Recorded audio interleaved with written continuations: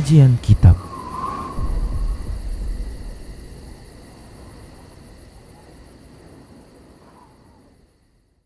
Bismillah, assalamualaikum warahmatullahi wabarakatuh. Innal hamdalillah nahmaduhu wa nasta'inuhu wa nastaghfiruh wa na'udzu billahi min shururi anfusina wa min sayyiati a'malina. Man yahdihillahu fala mudilla lahu wa man yudlilhu fala hadiyalah. Wa asyhadu an la ilaha illallah wahdahu la syarikalah wa asyhadu anna Muhammadan abduhu wa rasuluhu sallallahu alaihi wasallam. Qala Allahu tabaraka wa ta'ala, ya ayyuhalladzina amanu taqullaha haqqa tuqatih wa la tamutunna illa wa antum muslimun. Ya ayuhan nasu attaqu rabbakumul ladzi khalaqakum min nafsin wahidah wa khalaqa minha zawjaha wa bassa minhuma rijalan katsiran wa nisaa'a wattaqullaha alladzi tasaaluna bihi wal arham innallaha kana 'alaikum raqiba. Ya ayyuhalladzina amanu taqullaha wa qulu qawlan sadida yuslih lakum a'malakum wa yaghfir lakum dhunubakum. Wa may yuti'illaha wa rasulahu faqad faza fawzan 'azima, amma ba'd. Fa inna asdaqal hadisi kitabullah wa khairal huda Rasulillah sallallahu alaihi wasallam wa syarral umuri muhdatsatuha wa kullu muhdatsatin bid'ah wa kullu bid'atin dhalalah wa kullu dhalalatin finnar. Para muslim, para hamba Allah rahimani wa rahimakumullah, alhamdulillah kita bersyukur kepada Allah Subhanahu wa taala atas nikmat yang Allah telah berikan kepada kita. Selawat dan salam kita ucapkan untuk Nabi kita Muhammad sallallahu alaihi wasallam. Para hamba Allah rahimani wa rahimakumullah. Para pemirsa Rosyad TV dan para pendengar Radio Medan Mengaji di mana saja Anda berada, a'azani Allah wa iyyakum. Kita akan lanjutkan pembahasan tentang kalimatut tauhid yang dia dimasukkan ke dalam persaksian seorang hamba yang telah menyatakan tunduk kepada Allah Subhanahu wa taala, yang seorang kafir dengannya akan bisa masuk ke dalam agama Allah ini, yaitu Islam. Kalimatut tauhid yang dipersaksikan oleh seorang hamba, yang ini disebut juga dengan syahadatut tauhid, itu persaksian asyhadu an la ilaha illallah, aku bersaksi bahwasanya tidak ada sesembahan yang berhak disembah kecuali Allah, yang telah kita sebutkan maknanya, demikian pula rukunnya, tafsirnya, makna dan tafsirnya, kemudian rukunnya, demikian pula kita telah sebutkan syarat-syaratnya. Dan sebagai penyempurna bahwasanya tuntutan dari persaksian bahwa tidak ada sesembahan yang berhak disembah kecuali Allah adalah tiga hal. Yang pertama adalah meninggalkan peribadahan kepada apa saja selain Allah Subhanahu wa taala, apa saja yang diibadahi ya oleh Allah, oleh manusia atau makhluk selain Allah Subhanahu wa taala. Ini tuntutan dari persaksian seorang hamba bahwasanya tidak ada yang disembah, tidak ada sesuatu pun yang diibadahi dengan hak kecuali hanya Allah. Maka tuntutan yang pertama, konsekuensi yang pertama, orang tersebut, orang yang bersyahadat itu, dia harus meninggalkan wajib,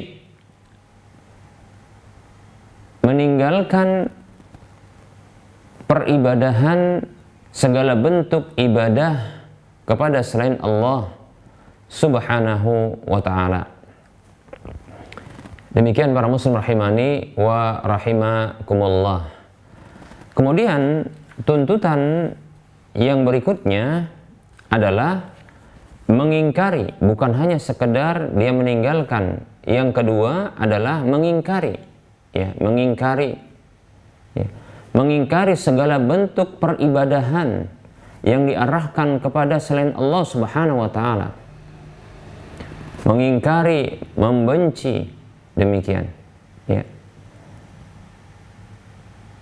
Mengingkari dan membenci, ini tuntutannya. Mengingkari dengan hati, membenci dengan hati peribadahan atau apa saja yang diibadahi selain Allah Subhanahu wa taala.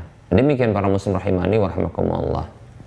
Nah, itulah yang ditunjukkan oleh kalimat la ilaha, ungkapan atau penggalan ungkapan la ilaha pada kalimat tauhid tersebut. Tidak ada sesuatu pun yang disembah dan diibadahi. Demikian. Ini dua tuntutan yang terdapat dalam kalimat la ilaha atau penggalan dari la ilaha illallah adalah yang pertama la ilaha, yaitu an-nafyu, ya. Maka tuntutannya adalah dua, meninggalkan segala bentuk peribadahan kepada selain Allah Subhanahu wa taala, meninggalkan segala bentuk ibadah, ya, kepada apa saja selain Allah Subhanahu wa taala.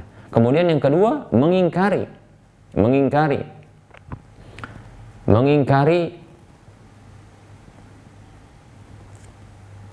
bentuk peribadahan kepada selain Allah Subhanahu wa taala, atau mengingkari, ya, apa saja yang diibadahi selain Allah Subhanahu wa taala. Seperti pengingkaran kita bahwasanya, ya, Nabi Isa alaihissalam itu tidak layak untuk disembah, bukanlah Tuhan yang berhak untuk disembah. Demikian. Begitu juga pengingkaran Uzair itu sebagai putra Allah yang kemudian disembah oleh orang-orang Yahudi. Demikian, ya. Atau bebatuan, atau pepohonan, atau apa saja yang diibadahi selain Allah Subhanahu wa taala, maka itu wajib untuk diingkari. Selain itu ditinggalkan, maka itu juga harus diingkari. Demikian. Begitu. Demikian para muslim rahimani rahimakumullah. Terkadang ada seseorang yang dia tidak mengibadahi, ya, yang dia tidak mengibadahi selain Allah Subhanahu wa taala, seperti dia contohnya tidak menyembah Nabi Isa, tidak menyembah Uzair, atau tidak menyembah orang-orang soleh, ya, tidak menyembah malaikat-malaikat. Demikian pula tidak menyembah pepohonan, bebatuan, dan apa saja selain Allah Subhanahu wa taala. Namun hatinya tidak mengingkari, bahkan mungkin dia membenarkan, ya, membenarkan peribadahan tersebut, karena mungkin dia mengatakan, ya, itu adalah bentuk mengibadahi Allah Subhanahu wa taala. Nah, ini kurang tepat para muslim rahimani wa rahimakumullah, ya. Oleh karenanya la ilaha, ketika seseorang mengatakan la ilaha, tidak ada sesuatu pun yang sembah, tidak ada sesuatu pun yang disembah dengan hak, maka ini menuntut dia untuk meninggalkan, pertama, meninggalkan apa saja yang diibadahi selain Allah Subhanahu wa taala, atau meninggalkan bentuk-bentuk peribadahan, semua bentuk peribadahan kepada selain Allah Subhanahu wa taala. Sekaligus yang kedua adalah mengingkari peribadahan kepada selain Allah. Peribadahan apa saja selain Allah Subhanahu wa taala. Dan mengingkari, ya, apa saja yang diibadahi selain Allah Subhanahu wa taala. Demikian, ya.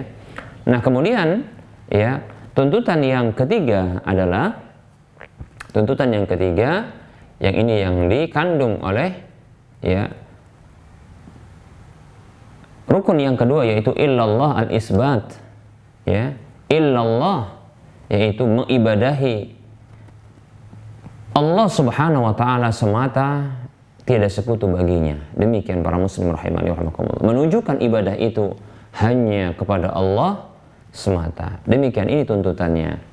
Baik para muslim rahimani wa rahimakumullah,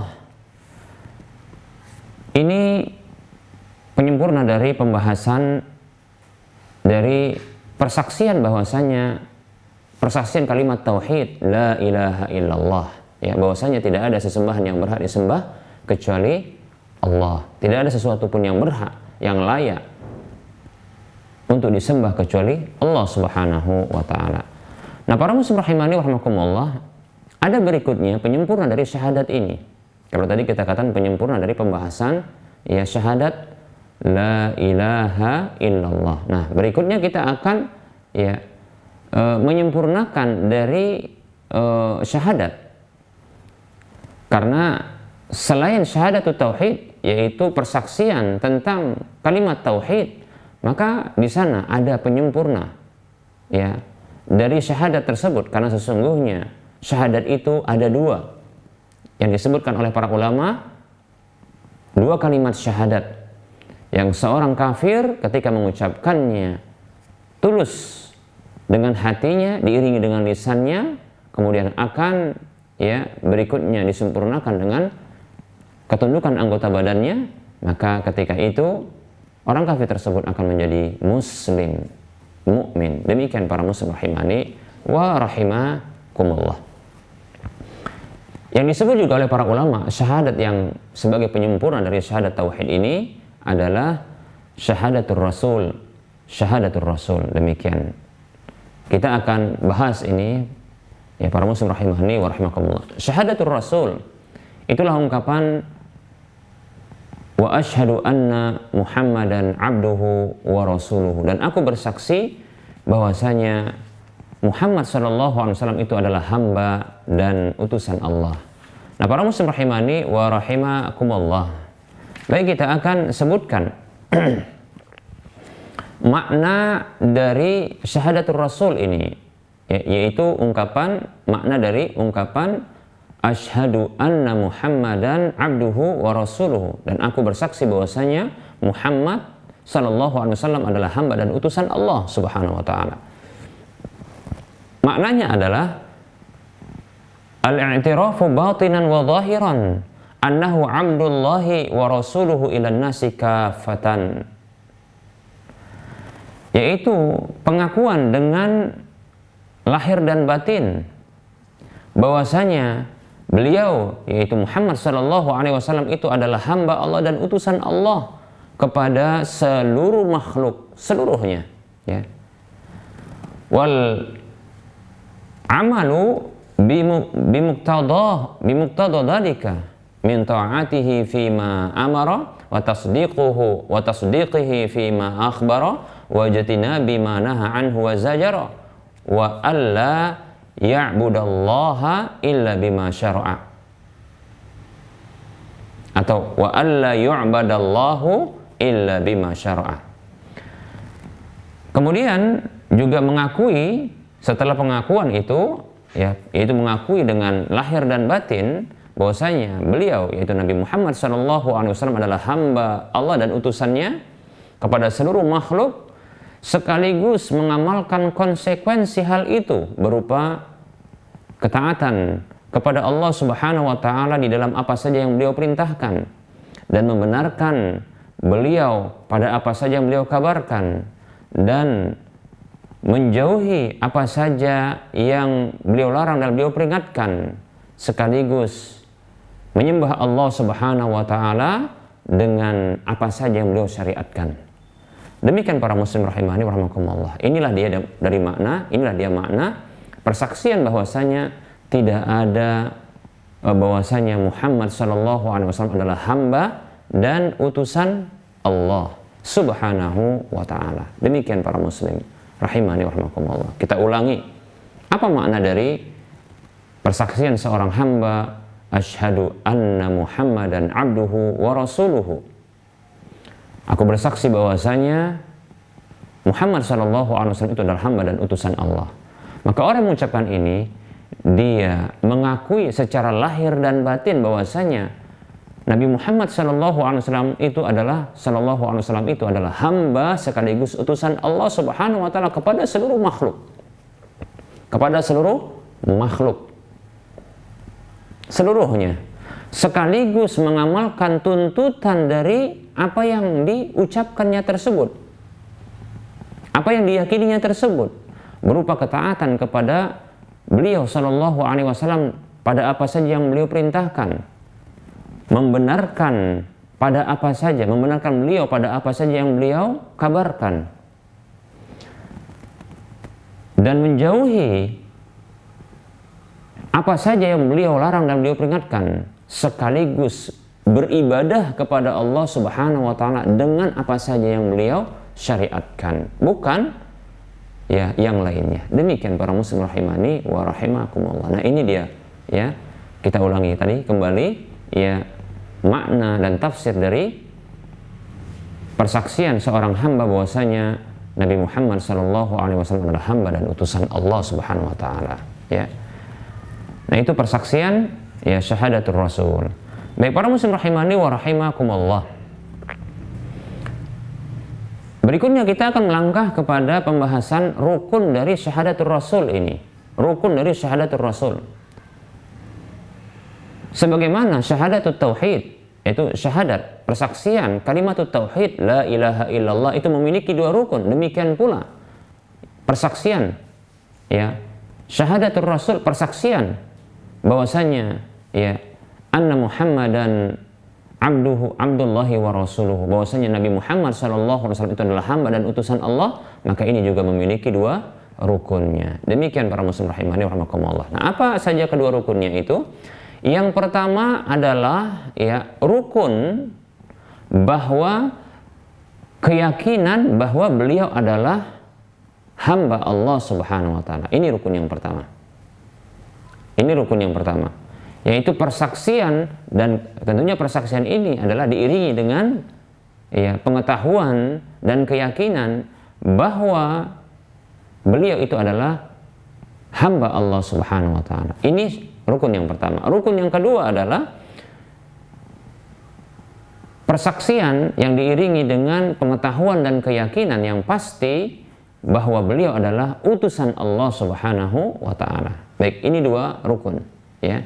Yang pertama adalah persaksian bahwa beliau adalah hamba Allah. Kemudian yang kedua adalah persaksian bahwa beliau adalah utusan Allah Subhanahu wa taala. Nah, keduanya ini para muslim rahimani wa rahimakumullah, dua rukun ini, maka ini sangat bermanfaat ya untuk ya bagi setiap hamba, dan ini tentunya rukun ini mampu untuk menghilangkan ya bentuk tafrid dan ifrat. Tafrid adalah tindakan pengabaian, ifrat adalah tindakan berlebihan, sikap yang berlebihan. Demikian para muslim rahimani wa rahimakumullah ya. Tindakan pengabaian sekaligus tindakan yang berlebihan. Baik para muslim rahimani wa rahimakumullah, rukun yang pertama yaitu bahwasanya beliau itu adalah hamba Allah Subhanahu wa taala. Maka ini akan ya menghilangkan sikap berlebihan kepada Nabi Shallallahu alaihi wasallam.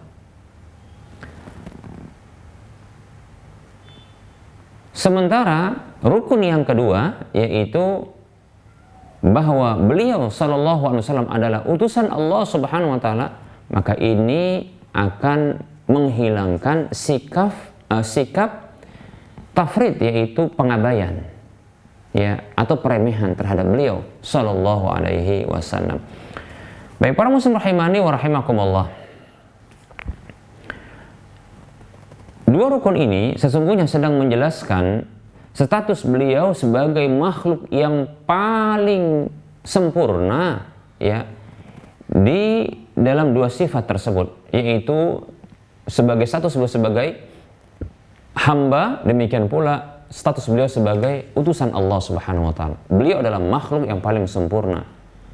Ya, di dalam status beliau sebagai hamba Allah sekaligus juga dalam status beliau sebagai utusan Allah Subhanahu wa taala. Baik, kita akan jelaskan rukun yang pertama terlebih dahulu.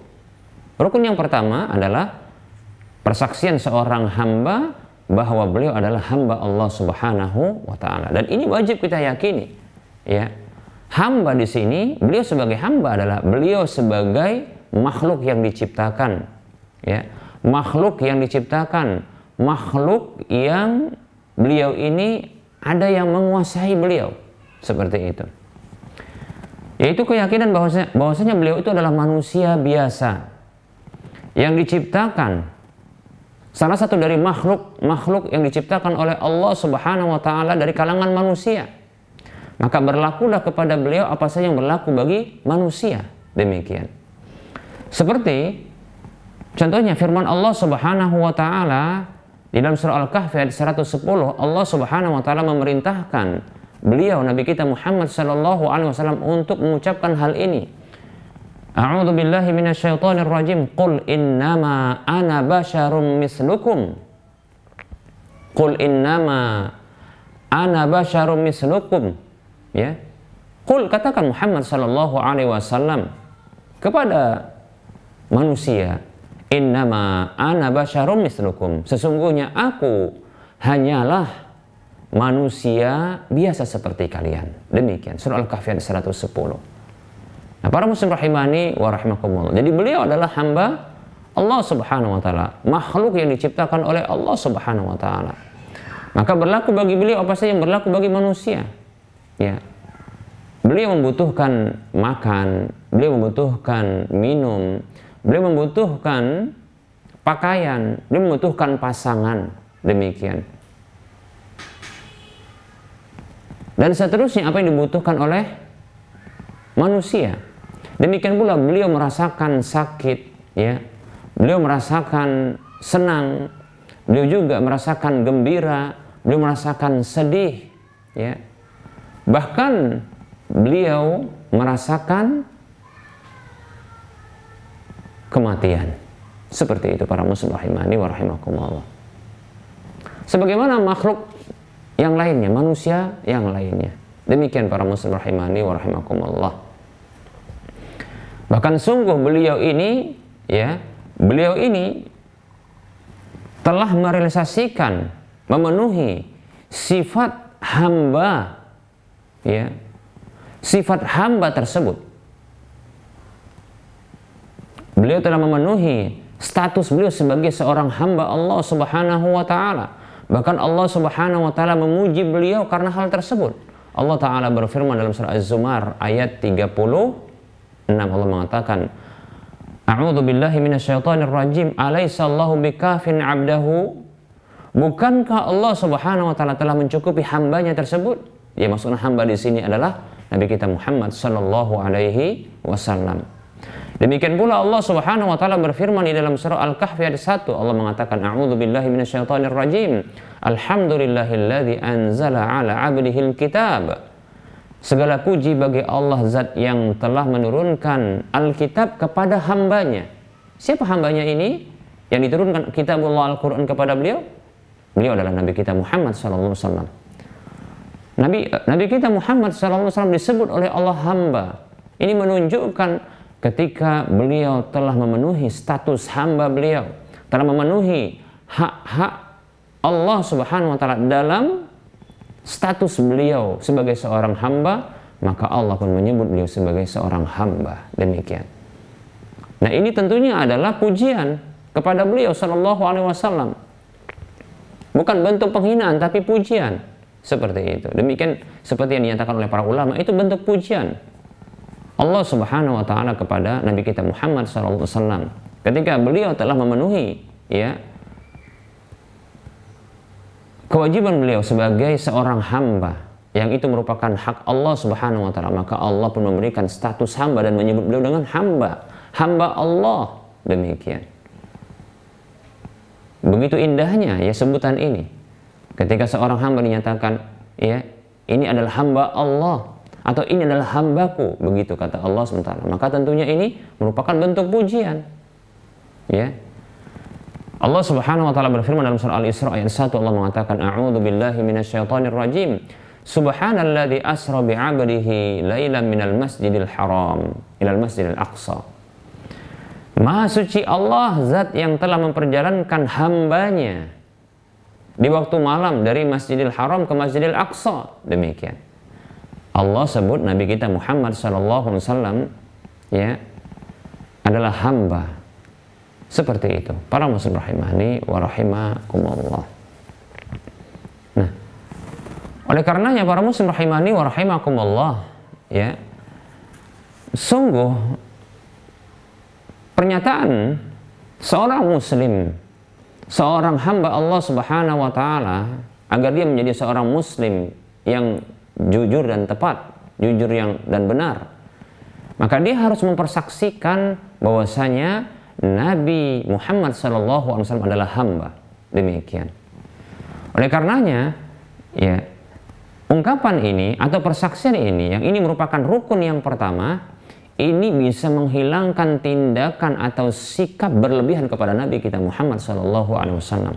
Di mana ada orang-orang yang mengaku umat Nabi kita Muhammad SAW, umat Rasulullah Muhammad SAW, mereka bersikap berlebihan sampai mereka menyematkan atau menyandarkan atau mensifatkan kepada Nabi SAW ini sifat-sifat ketuhanan. Seperti contohnya ada di antara mereka, ya, mereka ini yang memberikan sifat ilmu bagi Nabi kita Muhammad SAW, pengetahuan beliau ini atau ilmu beliau ini bagaikan ilmu Allah Subhanahu wa Ta'ala. Disebutkan dengan ungkapan, ya, ilmu Nabi Muhammad SAW itu adalah, ya, ilmu yang terdapat di dalam Lauhul Mahfuz, yaitu lembaran yang dijaga oleh Allah Subhanahu wa Ta'ala, yang di situ ketetapan dan ketentuan takdir-takdir makhluk mulai dari awal penciptaan, bahkan sebelum mereka diciptakan, ya, sampai seterusnya sampai hari kiamat. Sampai demikian ada sikap berlebihan dari mereka seperti itu. Padahal para muslim rahimani wa rahimakumullah, Nabi kita Muhammad SAW diperintahkan oleh Allah Subhanahu wa Ta'ala di dalam surah Al-An'am ayat 50, ya, dalam surah Al-An'am ayat 50, Nabi kita Muhammad SAW diperintahkan oleh Allah Subhanahu wa Ta'ala untuk menyatakan bahwasanya beliau tidak mengetahui perkara yang gaib, ya. Allah Subhanahu wa Ta'ala berfirman dalam surah Al-An'am ayat 50, A'udzu billahi minasyaitonir rajim. Qul la aqulu lakum 'indi khazainullahi wa la a'lamul ghaiba wa la aqulu lakum inni malak. Katakan Muhammad sallallahu alaihi wasallam, la aqulu lakum, aku tidak katakan kepada kalian, 'indi khazainullah, di sisiku ada pembenaran-pembenaran Allah, yaitu rezeki-rezeki Allah. Allah itu yang mu'ti, Allah yang memberi rezeki itu, karena memang rezeki itu miliknya. Adapun Nabi kita Muhammad SAW adalah Qasim, Al-Qasim, yang membagi rezeki itu, demikian. Kemudian Nabi kita diperintahkan berikutnya, wala a'lamul ghaiba, diperintahkan untuk mengatakan, dan aku tidak mengetahui perkara yang gaib. Lihat, Nabi kita Muhammad SAW diperintahkan oleh Allah Subhanahu wa Ta'ala untuk menyatakan bahwasanya beliau tidak mengetahui perkara yang gaib, demikian. Nah, ini sebagai bantahan, ya, kepada sebahagian orang yang mereka ini bersikap berlebihan, yang meninggikan kedudukan Nabi SAW melebihi dari status hamba. Dan ini tentunya menyalahi rukun dari syahadatul Rasul, persaksian orang tersebut bahwasanya Nabi Muhammad SAW adalah hamba dan utusan Allah. Demikian. Maka, ya, rukun yang pertama dari syahadatul Rasul ini yaitu keyakinan dan pengakuan bahwa Nabi Muhammad SAW adalah hamba, maka ini bisa menghilangkan sikap berlebihan kepada beliau SAW, sikap ghulu berlebihan kepada beliau SAW, sampai menyematkan dan mensifati beliau dengan sifat-sifat ketuhanan, sifat-sifat Tuhan, seperti mengetahui perkara yang gaib, mengetahui Lauhul Mahfuz, demikian. Padahal beliau diperintahkan oleh Allah untuk, ya, menyatakan bahwa aku tidak mengetahui perkara yang gaib, demikian. Bahkan di dalam ayat yang lain, dalam surah Al-A'raf ayat 188, Allah Subhanahu wa Ta'ala memerintahkan nabinya untuk mengatakan seperti ini. Qul la a'udzu billahi minasyaitonir rajim. Qul la amliku li nafsi naf'an wa la darran illa ma syaa Allah. Walau kuntu a'lamul ghaiba lastaksartu minal khairi wa ma masaniya su'. In ana illa nadhiru wa basyirun liqaumi yu'minun. Katakan Muhammad sallallahu alaihi wasallam. Jadi Allah perintahkan Nabi kita Muhammad sallallahu alaihi wasallam untuk menyatakan ini kepada manusia seluruhnya. Apa perintah Allah yang Rasulullah diperintahkan untuk mengucapkan hal tersebut? La amliku li nafsi naf'a wa la darra. Aku tidak menguasai untuk diriku kemanfaatan dan kemudaratan itu kecuali apa yang telah Allah kehendaki. Andaikan walau kuntu a'lamul ghaiba, andaikan aku tahu yang gaib. Ini menunjukkan bahwasanya beliau tidak mengetahui yang gaib, sebagaimana dalam surah Al-An'am ayat 50 tersebut. Andaikan aku mengetahui perkara yang gaib, lastaksartu minal khairi, tentunya aku akan memperbanyak kebaikan. Beliau akan memperbanyak kebaikan. Wa ma masaniya su, dan aku tidak akan ditimpa oleh keburukan, dan keburukan itu tak akan menimpaku. Kalau beliau tahu yang gaib. Ketika beliau tertimpa keburukan, menunjukkan bahwasanya beliau tidak tahu yang gaib. Karena tentunya keburukan tersebut, keburukan di dunia tentunya, kejelekan di dunia, ya, tentunya tidak ada satupun yang menghendakinya dan tidak menginginkannya. Tapi ternyata beliau mendapatkannya. Allah timpakan kepada beliau sebagai ujian bagi beliau. Beliau mendapatkan hal tersebut. Keburukan apa contohnya? Keburukan seperti patahnya gigi beliau. Beliau tersihirnya beliau, dan bahkan beliau teracuni, pernah diracun. Demikian. Bahkan sebab itulah beliau wafat. Demikian para muslim rahimani wa rahimakumullah. Seperti itu. Nah, ini menunjukkan bahwasanya beliau adalah manusia biasa. Bahkan beliau pernah lupa ketika beliau lupa dalam sholat, sehingga ada syariat namanya sujud sahwi, ya. Dan sesungguhnya sujud sahwi itu terjadi dan ada pensyariatannya dalam sholat dikarenakan beliau sendiri yang lupa, yang mengalami lupa itu. Beliau mengatakan, ya, setelah beliau diingatkan oleh para sahabat, beliau pernah keliru dalam sholat. Ternyata beliau sholat 2 rakaat yang mestinya sholat 4 rakaat. Beliau salam. Lalu beliau setelah sholat berbalik, ya, menghadap kepada makmum. Lalu ada salah seorang sahabat yang disebut dengan Dzul-Yadain, ya, yang beliau dikenal dengan nama Dzul-Yadain radhiyallahu anhu, mengatakan, wahai Rasulullah, ya, atau beliau mengatakan, apakah sholat ini ya demikian, ya, ataukah ya Anda lupa wahai Rasulullah? Demikian. Maka Rasul mengatakan, sholat itu memang demikian dan saya tidak lupa, demikian. Maka kalau begitu, kata sahabat ini, Anda lupa wahai Rasulullah, demikian. Kalau tidak salah juga beberapa kali beliau sholat itu dalam kondisi sholat beliau lupa. Beliau pernah sholat yang mestinya 4 rakaat 2 rakaat, ya, kemudian yang 4 rakaat itu menjadi 5 rakaat dan seterusnya. Beliau lupa, demikian, ya. Maka beliau ketika menyempurnakan sholat tersebut dengan sujud sahwi, maka beliau mengatakan, innama ana basyarum mislukum ansa kama tansawun. Sesungguhnya aku ini hanyalah manusia biasa seperti kalian. Aku mengalami lupa sebagaimana kalian juga mengalami lupa. Demikian. Baik para muslim rahimani wa rahimakumullah. Beliau manusia biasa, oleh karena janganlah kita berlebihan sampai menyatakan beliau mengetahui dengan pengetahuan Lauhul Mahfuz. Ini luar biasa. Hanya Allah yang mengetahui Lauhul Mahfuz itu.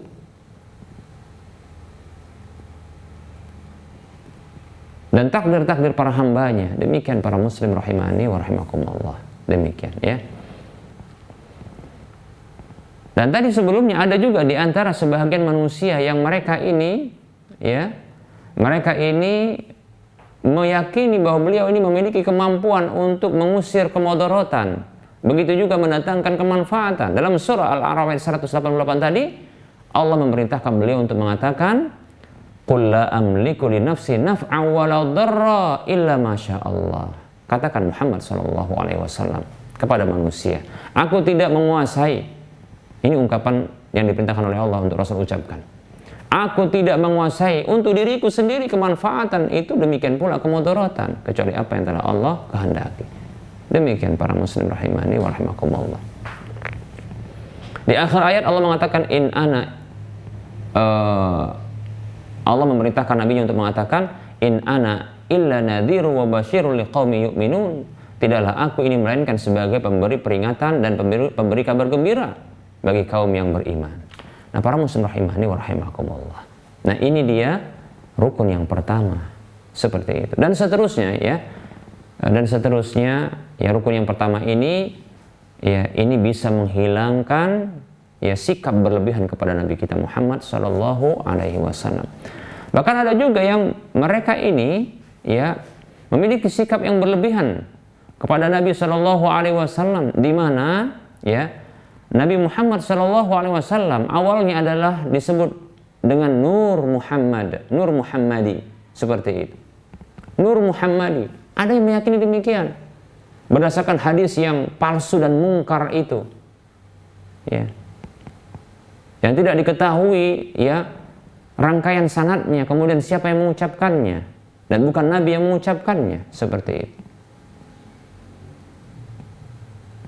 Dan tidak diketahui di kitab apa, kecuali hanya kitab orang-orang yang tentunya ya yang tidak menguasai ilmu hadis, tentunya demikian. Baik para muslim rahimani wa rahimakumullah, ya. Mereka meyakini bahwasanya Nabi Muhammad dahulu berupa nur, cahaya, yang kemudian dari cahaya tersebut diciptakanlah segala sesuatu. Baik para muslim rahimani wa rahimakumullah, sesungguhnya ini terbantahkan ya dengan apa yang dinyatakan oleh Allah Subhanahu wa taala, yang Allah memerintahkan nabinya untuk mengucapkan dalam surah Al-An'am ayat 50 yang sudah kita bacakan tadi.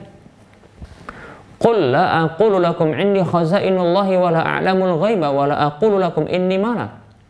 Allah berfirman yang artinya, katakan Muhammad sallallahu alaihi wasallam. Apa perkataan itu? Aku tidaklah mengatakan kepada kalian di sisiku ada pembenaran Allah berupa rizki-rizki, kunci-kunci rizki. Dan aku tidak mengetahui perkara yang gaib, dan aku tidak katakan kepada kalian bahwasanya aku ini adalah malaikat. Lihat, malaikat itu tercipta dari nur, cahaya. Rasulullah diperintahkan oleh Allah untuk mengatakan, aku bukanlah malaikat. Aku tidak katakan bahwasanya aku ini malaikat. Jadi ayat ini, penggalan ayat ini yang membantah keyakinan Nur Muhammadi. Tidak ada itu Nur Muhammadi. Ya. Demikian para muslim rahimahni wa rahimakumullah. Ya. Keyakinan Nur Muhammadi yang khusus, bahwasanya Nur Muhammadi itu diciptakannya lah dari Allah, menciptakan dari keringat-keringat yang muncul, yang keluar dari cahaya tersebut. Ya. Segala sesuatu. Dan keanehan dari hadis ini adalah, keanehan dari hadis ini dan menunjukkan hadis ini adalah hadis yang bertentangan dengan akal sendiri, begitu juga bertentangan dengan periwayatan ilmu, ya maksudnya ilmu periwayatan hadis, demikian. Dari sisi akal disebutkan bahwasanya dari cahaya yang disebut dengan Nur Muhammadi ini akan diciptakan segala sesuatu oleh Allah Subhanahu wa taala. Demikian. Ya. Diciptakan oleh Allah segala sesuatu.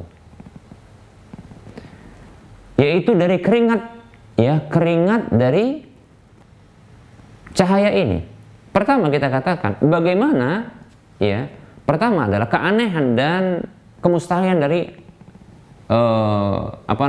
hadis ini dan kepalsuan dari hadis ini.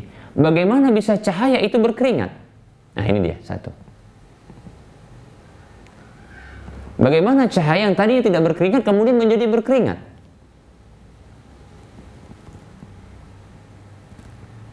Berarti diciptakan terlebih dahulu keringat sebelum segala sesuatu. Demikian. Ya. Begitu. Kemudian tentunya, ya, keringat itu bisa muncul dikarenakan ada sebab. Bisa jadi adalah sebabnya karena seseorang itu merasakan kepanasan. Dan kepanasan itu karena biasanya ada api. Demikian. Berarti ada panas dan ada api sebelumnya. Lihat bagaimana ini kontradiktif. Disebutkan bahwasanya diciptakan segala sesuatu dari cahaya tersebut. Ternyata keringat lebih dahulu muncul, kemudian tidak diketahui adanya panas atau api. Lihat, ya, kok bisa dia berkeringat? Cahaya ini, begitu. Baik, para muslim rahimani wa rahimakumullah. Lalu bagaimana dengan hadis-hadis yang menyebutkan bahwasanya yang pertama sekali diciptakan adalah qalam? Qalam itu artinya pena, pencatat, ya, takdir yang dituliskan di Lauhul Mahfuz, demikian dan seterusnya, Arsy Allah dan seterusnya. Wallahu taala alam, ya. Nah, seperti ini. Ini menunjukkan kejanggalan yang terdapat pada, ya, yang dinyatakan hadis itu padahal bukan hadis dari Nabi SAW. Ya, itu hadis palsu. Demikian para muslim rahimani wa rahimakumullah. Dan bertentangan dengan, ya, beberapa dalil yang sudah kita sebutkan, diantaranya adalah surah Al-An'am ayat 50.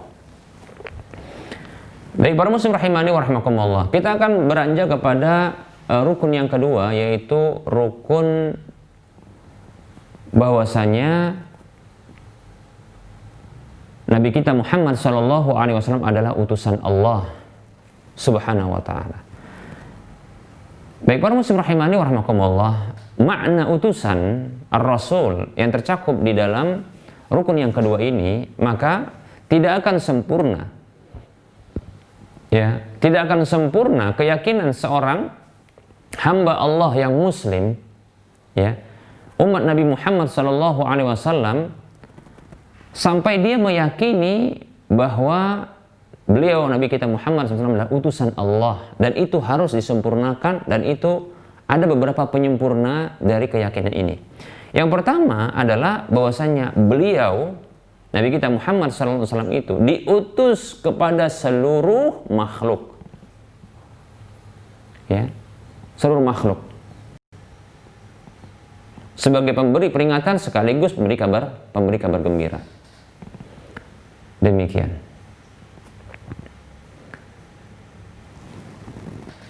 Nah, para muslim rahimani wa rahimakumullah, Allah Subhanahu wa taala berfirman, ya, di dalam surah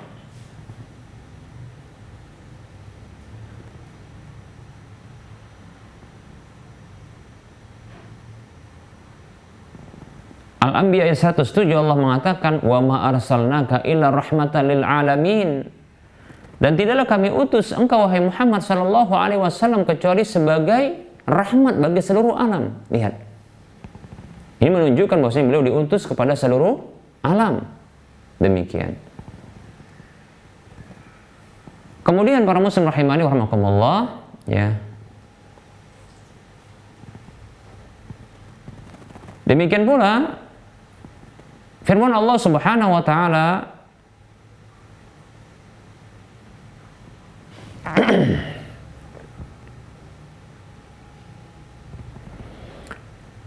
Allah Subhanahu wa taala berfirman, qul ya ayyuhan nas inni rasulullahi ilaikum jami'a, ya.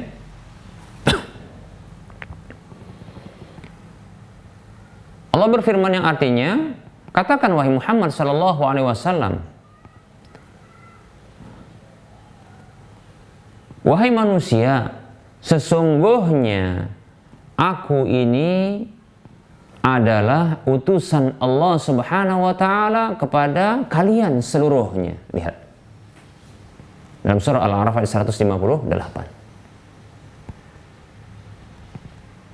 Nah, ini dalil dari Al-Quran yang menunjukkan bahwasanya beliau adalah utusan Allah kepada seluruh makhluk. Ini wajib kita yakini, ya. Dan ini sebagai, ya, bentuk, ya, penyempurna dari syahadat bahwasanya Nabi kita Muhammad SAW adalah utusan Allah,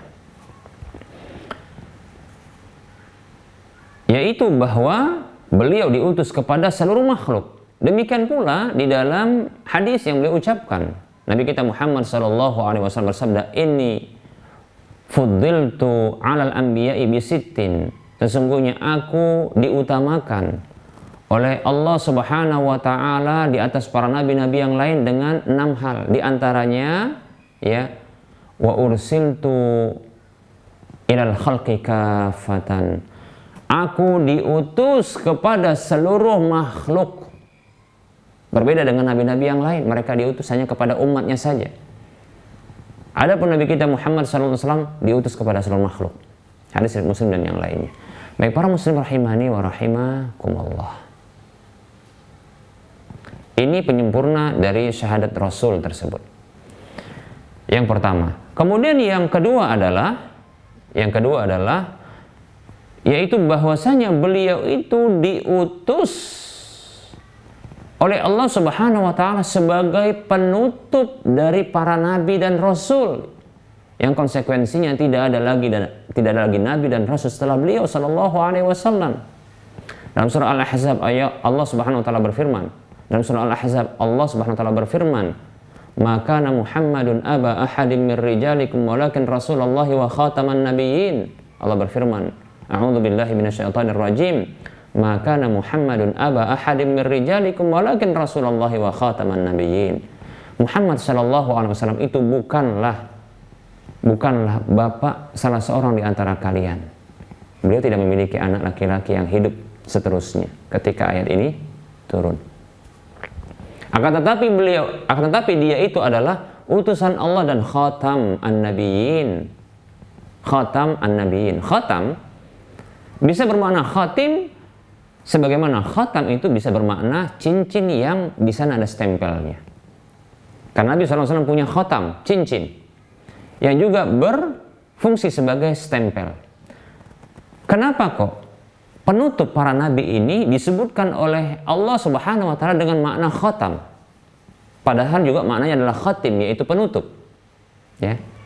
Yang sebagian orang-orang yang menyimpang, mereka menafsirkan khatam itu adalah perhiasan.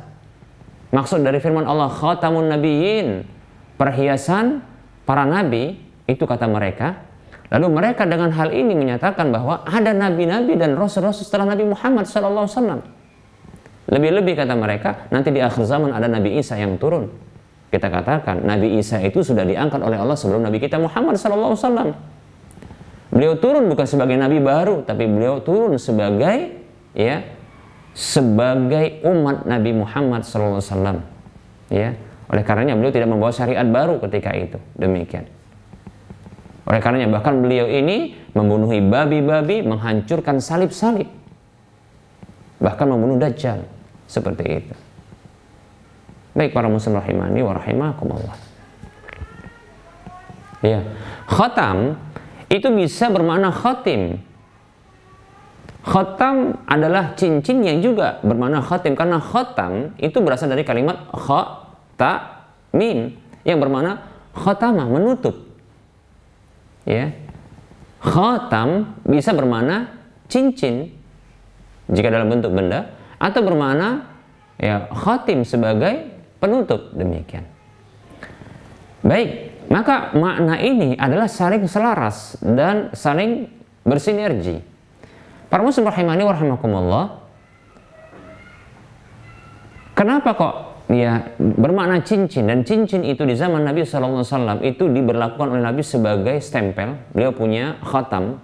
Khatam itu maknanya cincin, sekaligus maknanya adalah cincin. Ketika maknanya adalah sebagai stempel.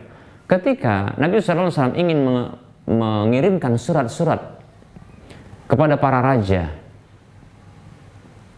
surat yang berisi dakwah untuk masuk ke dalam Islam, mentauhidkan Allah Subhanahu wa taala, maka sebagian sahabat Nabi SAW menyebutkan bahwasanya kaum-kaum itu, yaitu para raja, tidak akan menerima surat kecuali distempel. Maka beliau minta buatkan cincin yang di sana ada stempelnya. Demikian. Maka beliau punya khatam. Demikian. Dan kita tahu bahwasanya sebuah surat itu akan menjadi resmi dan diakui tatkala ditutup surat tersebut dengan stempel. Oleh karenanya, cincin yang dia bermakna stempel, yang juga berfungsi sebagai stempel, ini sebagai penutup dari surat. Tahukah kita bahwasanya Allah Subhanahu wa taala mulai dari awal-awal para nabi, demikian sampai akhir Nabi kita Muhammad SAW itu mengirimkan surat-surat, yaitu kitab-kitab suci, sampai-sampai ya Al-Quran yang itu merupakan kumpulan dari surat-surat Allah Subhanahu wa Ta'ala, ya, yang Allah katakan itu kitab Allah, kitab Allah Subhanahu wa Ta'ala, itu berisi 114 surat. Itu surat-surat Allah Subhanahu wa Ta'ala kepada hamba-hambanya, yang berisi pesan-pesan indah dari Allah Subhanahu wa Ta'ala kepada hambanya. Dan para muslim rahimani wa rahimakumullah, ya, pembawa surat tersebut sekaligus sebagai penstempelnya, ya, yang sebelumnya tidak demikian, maka ini diakhiri oleh Nabi SAW. Ini bahasa indah ini yang disebutkan oleh Allah Subhanahu wa Ta'ala, khatamun nabiyyin, khatam para nabi. Khatam itu cincin, ya, yang dia berfungsi sebagai stempel untuk menutup, ya, kenabian itu. Demikian. Tidak lagi nabi, ya, tidak lagi nabi setelah Nabi kita Muhammad SAW, karena sudah ditutup dengan Nabi SAW sebagai stempelnya. Selesai, ya, tidak lagi nabi. Jika tidak ada lagi nabi, maka tidak ada lagi rasul. Karena untuk menjadi seorang rasul harus dia menjadi seorang nabi, begitu. Makanya Nabi kita Muhammad SAW terlebih dahulu diangkat menjadi nabi dengan surah surah Iqra. Kemudian berikutnya diangkat menjadi rasul dengan surah Al-Muddatsir, begitu. Jadi begitu pintu kenabian ditutup, tak ada lagi. Dengan Nabi SAW ini ditutup, maka tidak lagi nabi dan rasul. Demikian para muslim rahimani wa rahimakumullah. Oleh karenanya disebutkan, ya, pada hadis yang kita sebutkan tadi, fuddiltu 'alal anbiya'i bisittin, aku diutamakan oleh Allah Subhanahu wa Ta'ala ketimbang para nabi yang lainnya dengan 6 hal. Di antaranya adalah wa khutima bi an-nabiyyun, ya, ditutuplah denganku para nabi itu. Demikian, seperti itu. Baik para muslim rahimani wa rahimakumullah. Jadi tidak lagi nabi dan rasul. Demikian para muslim rahimani wa rahimakumullah. Berikutnya adalah para muslim rahimani wa rahimakumullah, bahwa, ya, berikutnya, penyempurna berikutnya, bahwa, ya, diutusnya Nabi SAW, selain beliau itu adalah sebagai, ya, utusan kepada seluruh makhluk, ya, kemudian beliau adalah nabi yang terakhir, begitu juga yang berikutnya adalah, ya, beliau adalah utusan dengan membawa ajaran yang paling sempurna, ya, yang menyempurnakan ajaran-ajaran sebelumnya, yang tidak ada lagi, ya, ajaran setelahnya. Demikian. Allah Subhanahu wa Ta'ala berfirman dalam surah Al-Ma'idah ayat 3, menurunkan wahyu ini kepada beliau Nabi kita Muhammad SAW. A'udzu billahi minasyaitonir rajim. Al-yauma akmaltu lakum dinakum wa atmamtu 'alaikum ni'mati wa raditu lakumul Islam madina. Pada hari ini aku telah sempurnakan agama kalian untuk kalian, dan aku cukupkan nikmatku atas kalian, dan aku ridhoi Islam sebagai agama bagi kalian. Demikian. Islam adalah agama yang sempurna. Islam adalah agama yang dicukupi oleh Allah dan sebagai nikmat, sekaligus Islam adalah agama yang diridhai oleh Allah Subhanahu wa Ta'ala. Demikian para muslim rahimani wa rahimakumullah.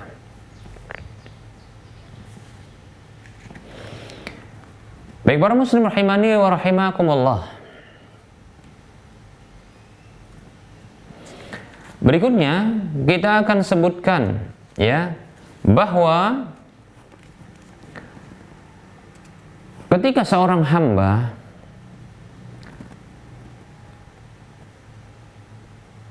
yang ia merupakan umat Nabi Muhammad SAW, hamba muslim yang tunduk kepada Nabi, kepada Allah SWT dan Rasulnya, ya tentunya dia menjadi muslim, dia mempersaksikan dengan syahadatul Rasul setelah dia menyaksikan atau mempersaksikan, ya, bersaksi bahwasanya, ya, dengan syahadat tauhid asyhadu an la ilaha illallah wa asyhadu anna Muhammadan abduhu wa rasuluh, ya. Persaksian syahadatul rasul ini, maka sesungguhnya hal ini, ya, merupakan bentuk menghilangkan atau berfungsi untuk menghilangkan sikap berlebihan terhadap Nabi Muhammad SAW, sekaligus, ya, sikap, ya, meremehkan dan mengabaikan Nabi SAW. Demikian. Nah, para muslim rahimani wa rahimakumullah. Nah, berikutnya kita akan beralih kepada sesi soal jawab, ya.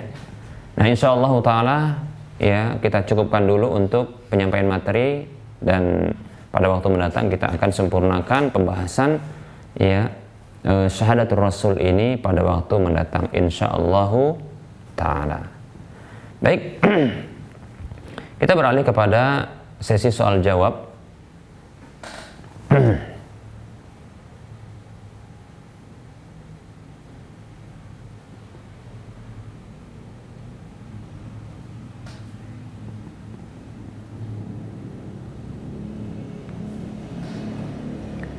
Ada pertanyaan berikut.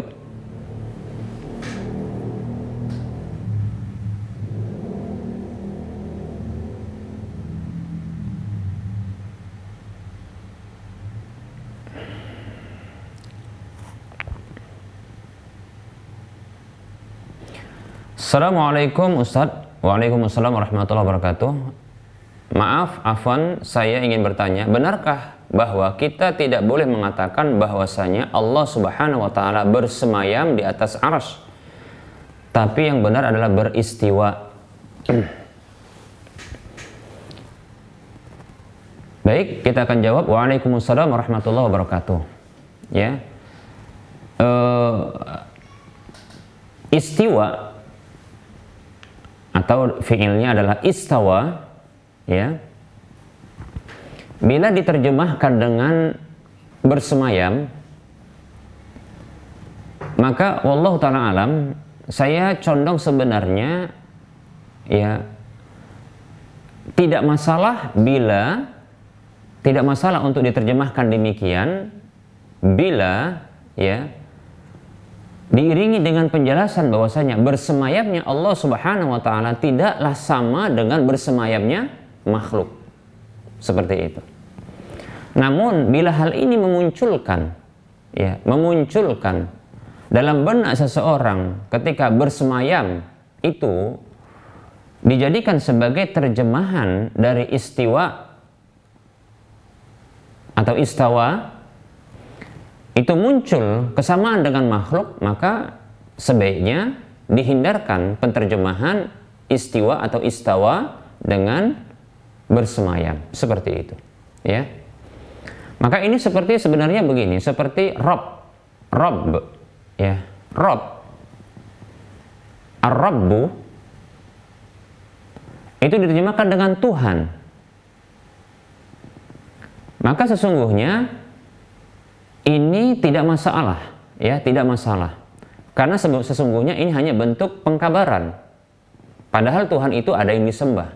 Namun apabila makna dari terjemahan Tuhan ini untuk Rob ternyata kurang, atau ternyata orang yang memahami, ya, Tuhan itu adalah seperti Tuhan-Tuhan yang disembah selain Allah Subhanahu wa taala, bukan Rob Tuhan yang dia pencipta, pengatur, ya, segala urusan di alam semesta, kemudian penguasa di jagat raya, maka ini bisa dihapuskan atau, ya, tidak dilakukan penterjemahan dengan Tuhan, demikian. Namun apabila sekedar pengkabaran, Rob itu diterjemahkan dengan, ya, Tuhan sebagai bentuk pengkabaran, maka wallahu ta'ala alam, ketika tidak mengurangi makna dari Rob itu sebagai pencipta, ya, Rob itu bermakna mencipta, mengatur segala urusan di alam semesta, kemudian menguasai jagat raya,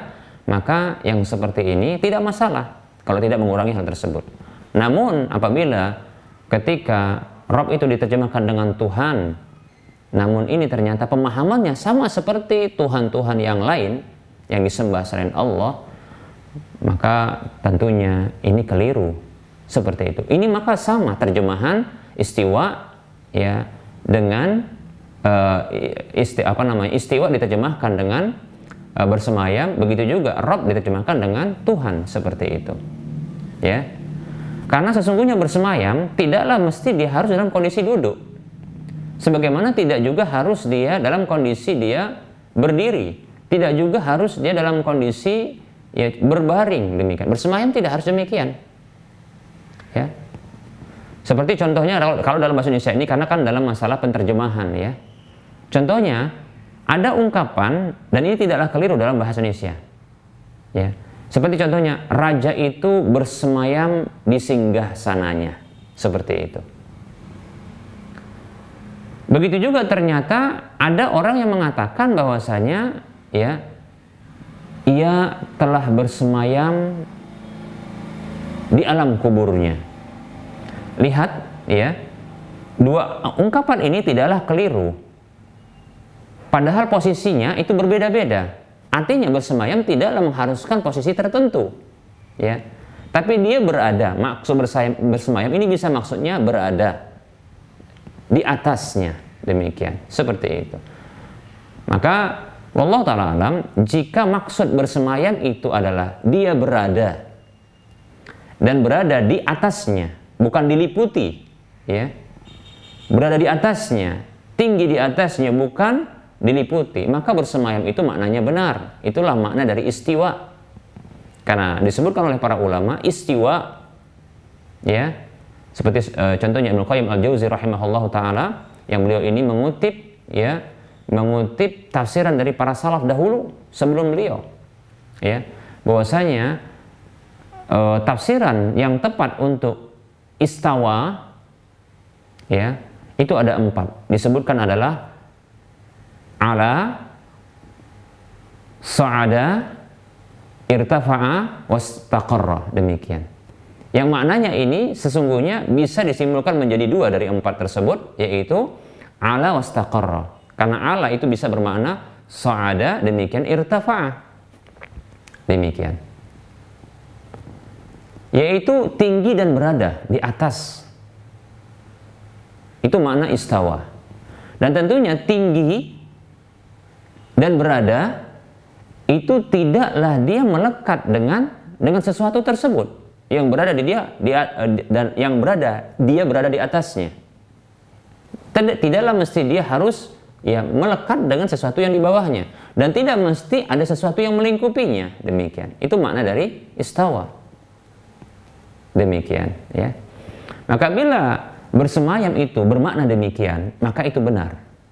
Tapi kalau maksud dari bersemayam itu adalah duduk, atau maksudnya berbaring, atau maksudnya dia dilingkupi oleh sesuatu, seperti contohnya kalau dikatakan dia bersemayam di dalam kuburnya, maka kuburan itu melingkupinya, dia berada dalam kuburannya.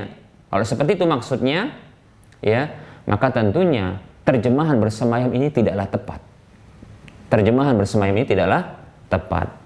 Oleh karenanya kalau memang ini bisa berpotensi untuk kelirunya seseorang memahami makna istawa ketika diterjemahkan dengan bersemayam, ya sudah, maka bersemayam ini dihapus saja, dihilangkan saja, demikian. Karena makna yang tepat adalah kita kembali, ya, yaitu makna yang kita kembali kepada tafsiran para salaf dahulu yang disebutkan oleh Ibnu Qayyim Al-Jauzi, yaitu makna dari istawa adalah ala, irtafa'a, wasa'ada, wastaqarra, berada tinggi di atas arasnya, yang tidak melekat dengan arasnya, yang dia tidak butuh, Allah tidak butuh dengan aras tersebut, bahkan aras itu yang butuh kepada Allah, yang tidak ada sesuatu pun yang melingkupinya, melingkupi Allah tidak ada. Bukan aras itu seperti singgasana yang raja itu duduk di atasnya, bukan.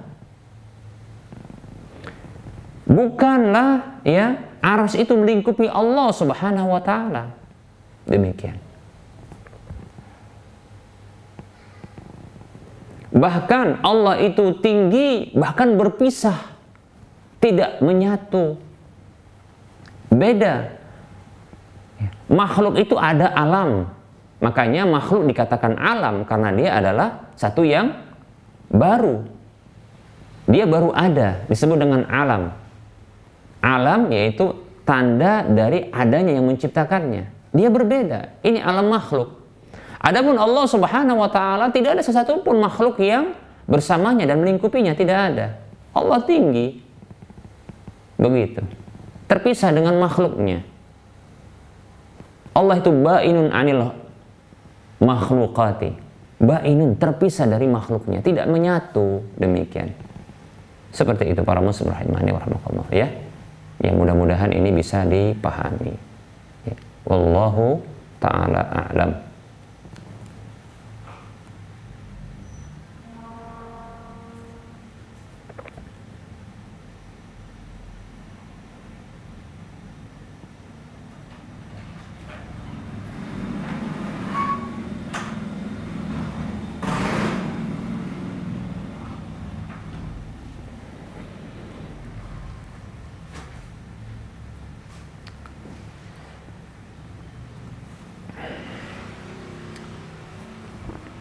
Kita ingin menjawab pertanyaan yang telah berlalu, tapi ternyata ada pertanyaan baru, ya. Dan waktunya pun sudah mendekati, ya, berakhir.